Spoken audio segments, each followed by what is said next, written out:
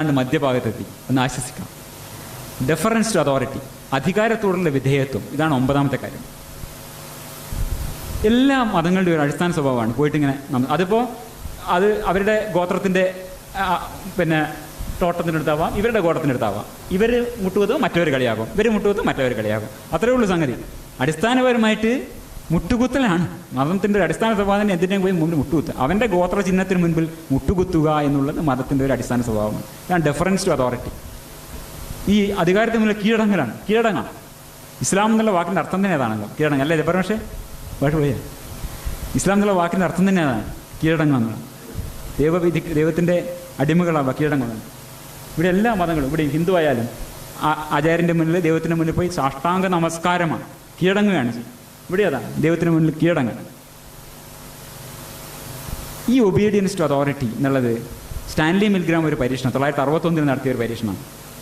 അദ്ദേഹം പല ആൾക്കാർ, ഫാക്ടറി വർക്കേഴ്സ്, സാധാരണ മനുഷ്യർ, ഇതെങ്ങനെയാണ് ഈ ഒരു ക്വസ്റ്റ്യൻ വരുന്നതെന്ന് പറഞ്ഞാൽ വളരെ ക്രൂരമായ കാര്യങ്ങൾ അധികാരത്തിൻ്റെ പേരിൽ 2ാം ലോക മഹായുദ്ധകാലത്ത് മുമ്പ് നാസി കാലത്ത് നടന്നു. എത്രയോ ആയിരക്കണക്കിന് ആൾക്കാരൊക്കെ വളരെ ക്രൂരമായി പീഡിപ്പിക്കാനും കൊല്ലാനും മനുഷ്യർ വളരെ ബുദ്ധിമുട്ടില്ലാതെ, മനുഷ്യൻ ഇത്രത്തോളം ക്രൂരത സാധ്യമാണോ എന്ന്. അപ്പോൾ അതിനൊക്കെ ഒരു ഉദാഹരണം എന്താണ്? ഞങ്ങൾ അധികാരത്തിന് കീഴ്വഴങ്ങി, ഞങ്ങൾക്ക് വേറെ നിവൃത്തിയില്ലായിരുന്നു. വി ഹാഡ് നോ ചോയ്സ് എന്നാണ് നാസികളുടെ ഇതുണ്ടായിരുന്നത്. എല്ലാ കുറ്റവാളികളൊക്കെ പറയുന്നത് ഞങ്ങൾക്ക് അങ്ങനെ ഉദ്ദേശം കിട്ടി, ഞങ്ങൾക്ക് നിവൃത്തിയില്ല എന്നാണ്. ഇത് ശരിയാണ്. അത്രയും വലിയ ജീവനപായം ഇയാളുടെ ഈ സ്വിച്ച് അമർത്തിയില്ലെങ്കിൽ, ഈ ഗ്യാസ് റിലീസ് ചെയ്യാനുള്ള സ്വിച്ച് അമർത്തിയില്ലെങ്കിൽ നിന്നെ കൊന്നുകളയും എന്ന് ഭീഷണിപ്പെടുത്തി തോക്ക് പിടിച്ചുകൊണ്ട് ആരും അവിടെ നിൽക്കുന്നില്ല എന്നുള്ളതാണ് സത്യം. നമ്മുടെ മനുഷ്യൻ്റെ അടിസ്ഥാന സ്വഭാവം അധികാരത്തിന് കീഴ്വഴങ്ങുന്നതാണ്. എന്നെ അടിക്കൊന്നും വേണ്ട, വെറുതെ ഒന്ന് ചീത്ത പറഞ്ഞാൽ മതി അങ്ങനെ പറയണ്ടേ. അടിക്കൊന്നും വേണ്ടപ്പോൾ വെറുതെ ഒന്ന് ചീത്ത പറഞ്ഞാൽ മതി, ഒന്ന് പേടിപ്പിച്ചാൽ മതി, ഞാൻ അനുസരിച്ചോളാം. അത് ഒരാൾ പറഞ്ഞത് ഇൻകം ടാക്സ് വകുപ്പിനോട് ഒരിക്കൽ ഒരു നടൻ പ്രസംഗിച്ചാണത്. എന്നെ റെയ്ഡൊന്നും വേണ്ട, എന്നെ വെറുതെ ഒന്ന് പേടിപ്പിച്ചാൽ മതി കേട്ടോ, ഞാൻ കൃത്യമായിട്ട് അടച്ചോളാം രീതിയിൽ. അതേപോലെയാണ്, എന്നെ ഒന്ന് പേടിപ്പിച്ചാൽ മതി. പേടിപ്പിക്കുക പോലും വേണ്ട. ഒരു വൈറ്റ് കോട്ട് ഇട്ടിട്ട് ഒരാൾ വെറുതെ അത് ചെയ്യൂ എന്ന് പറഞ്ഞാൽ ചെയ്യും. നമ്മുടെ മനുഷ്യൻ്റെ അടിസ്ഥാന സ്വഭാവം അതാണ്. ഇതിനാണ് നമ്മുടെ തല കയറിയത്. നമ്മൾ അധികാരത്തോട് വിധേയത്വമുള്ളവരാണ്. ഇതാണ് സ്റ്റാൻലി മിൽഗ്രാമിൻ്റെ പരീക്ഷണം. ഇതാണ് പരീക്ഷണത്തിൻ്റെ അടിസ്ഥാനമായിട്ടൊരു സെറ്റപ്പ്. ഒരു വോളണ്ടിയർ, ഇയാളുടെ ടീച്ചർ എന്ന് പറഞ്ഞാൽ ഇയാളാണ് വോളണ്ടിയർ. ഇവരെ ഈ സാധാരണ മനുഷ്യരാണ്. ഈ ഒരു പങ്കെടുക്കാൻ ഇത്ര $5 ആണെന്ന് തോന്നുന്നു അവർ പറഞ്ഞിട്ടുണ്ട്. 1 മണിക്കൂറിന് $4 കൊടുക്കാൻ വാഗ്ദാനം ചെയ്തിട്ട് ഒരു സ്റ്റഡിയിലേക്ക്. ആ സ്റ്റഡി എന്താണ്? ഓർമ്മയെക്കുറിച്ചുള്ള ഒരു പഠനമാണെന്നാണ് ഇപ്പോൾ പറയാം. ഓർമ്മയെ എങ്ങനെ ബാധിക്കുന്നു, ശിക്ഷിക്കുന്നത് ഓർമ്മയെ എങ്ങനെ ബാധിക്കുന്നു എന്ന് തിരിച്ചറിയാനുള്ള ഒരു പരീക്ഷണമാണിത് എന്ന് പറഞ്ഞുകൊണ്ട് സ്റ്റാൻലി മിൽഗ്രാം കുറേ ആൾക്കാരെ ഇതേപോലെ വിളിക്കുകയാണ്. അവരിതേപോലെ ഇരുത്തും. ഈ ടീച്ചർ എന്ന് പറഞ്ഞിട്ട് ഒരാളിരുത്തും. ഇവിടെ എക്സ്പെരിമെൻ്റർ എന്നൊരാൾ വെള്ള കോട്ടൊക്കെ ഇട്ട് കണ്ടാൽ പ്രൊഫസർ ലുക്കുള്ള ഒരാളിരുത്തിണ്ടാവും. ശരിക്കുള്ള പ്രൊഫസർ അല്ല, അതൊരു അഭിനേതാവാണ്. ഒരു കോട്ടൊക്കെ ഇട്ട് അയാൾക്കൊരു റോള് നിശ്ചയിച്ചിട്ടുണ്ട്. അത് ഇവർ നിശ്ചയിക്കുന്ന ആളാണ്, അത് വോളണ്ടിയർ അല്ല. അത് ഇവർ യൂണിവേഴ്സിറ്റിയിൽ നിന്ന്, യെയിൽ യൂണിവേഴ്സിറ്റി എന്ന് പറഞ്ഞാൽ വളരെ പ്രസിദ്ധമായിട്ടുള്ള, വളരെ അധികാര സ്വഭാവമുള്ള, യെയിൽ എന്ന് പറഞ്ഞാൽ വളരെ പ്രസിദ്ധമാണ്. അപ്പോൾ അത് വളരെ സത്യസന്ധമായിട്ടുള്ള സ്ഥലമാണ്. അവിടെ അതിനൊരു പ്രസ്റ്റീജ് ഉണ്ട്. ആ പ്രസ്റ്റീജുള്ള സ്ഥലത്ത് നടക്കുന്നത് പരീക്ഷണം. അവിടെ ഇയാൾ മാത്രമാണ് ഞാൻ പറഞ്ഞല്ലോ ഈ എടുത്തേക്കണത്. ഇവിടെ വേറൊരു അഭിനേതാവ് ഇരിപ്പുണ്ട്. അയാൾ സ്റ്റുഡൻ്റ് എന്നാണ് വെച്ചിരിക്കണം. പക്ഷേ ഈ മനുഷ്യൻ്റെ ധാരണ ഇതും ഒരു വോളണ്ടിയറാന്ന് തന്നെയാണ്. രണ്ടുപേരെയും ഒന്നിച്ച് ഇരുത്തിയിട്ട് ഒരു ലോട്ട് എടുക്കും. ലോട്ട് എടുത്തിട്ട് ഒരാൾ ടീച്ചറും ഒരാൾ സ്റ്റുഡൻറ്റും ആയിരിക്കും എന്ന് പറയും. പക്ഷേ ശരിക്കും അത് റിഗിഡാണ്.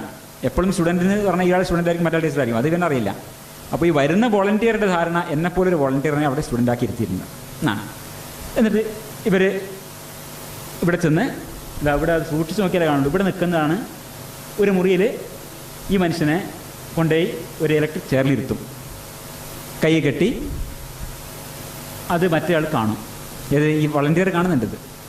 ഈ മറ്റേ വോളണ്ടിയറിനോട് സ്റ്റുഡൻറ്റിനെ പിടിച്ച് കെട്ടിയിട്ടിരിക്കുകയാണ്. അയാൾ അപ്പോൾ ഇത് സംഗതി സീരിയസ് ആണ്, ഒരു ബോധമാക്കുന്നുണ്ട്.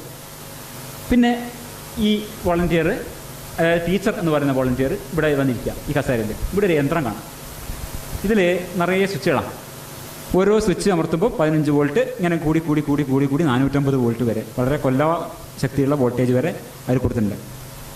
ഒരു തെറ്റുത്തരം പറഞ്ഞാൽ ഇവിടെ 1 2 3 4 എന്ന് മാർക്ക് ചെയ്തിട്ടാണ്. തെറ്റുത്തരം ശരിയുത്തരം. തെറ്റുത്തരം പറഞ്ഞാൽ ഇവിടെ ഒരു ഷോക്ക് കൊടുക്കാം.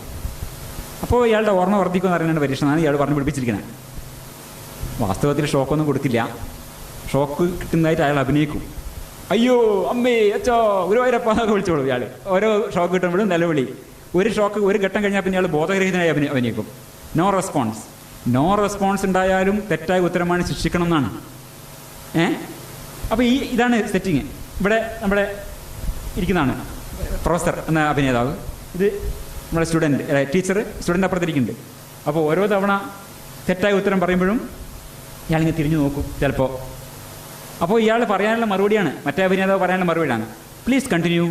കൃത്യമായിട്ട് 4 വാചകമേ പറയൂ, അല്ലാണ്ട് വേറെ ഒന്നും പറയില്ല. എഴുതി വെച്ചിട്ടുണ്ട് അവിടെ. ഇതല്ലാണ്ട് ഒരു അക്ഷരം പറയാൻ അവർക്ക് അവകാശമില്ല. Please continue or please go on. Experiment requires that you continue. ഈ പരീക്ഷണത്തിൻ്റെ പരീക്ഷണങ്ങൾ തുടരണം. നിങ്ങൾ തുടരേണ്ടത് അത്യാവശ്യമാണ്. നിങ്ങൾക്ക് വേറെ വഴികളില്ല. ഈ 4 എണ്ണം തത്ത പറയണവരെ പറയാനുള്ള മാത്രമാണ് ഇയാളുടെ ജോലി.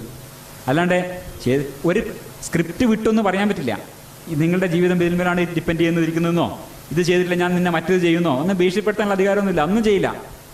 ഈ 4 വാചകം മാത്രം പറഞ്ഞിട്ട് 65% ആൾക്കാർ എന്ത് ഷോക്ക് കൊടുത്തു? കൊല്ലാനുള്ള ഷോക്ക് കൊടുത്തു. മനസ്സിലല്ലേ? ലീതൽ ഷോക്ക് എന്നാണ്. Electric shock to helpless learner against her own wishes if commanded. വെറുതെ ഇത് പറഞ്ഞാൽ മതി എന്നാണ്. അത്രയും കൂട്ടി കൊടുക്കാൻ പോലും 65% ആൾക്കാർ തയ്യാറായിരുന്നു. അപ്പോൾ ഇതാണ് എന്താ കാണിക്കുന്നത്? ഇത് അപ്രതീക്ഷിതമായിരുന്നു. മനുഷ്യ സ്വഭാവത്തിന് ഇങ്ങനെ ഒരു മുഖമുണ്ട് എന്ന് 1961 നമുക്ക് മനസ്സിലായത്.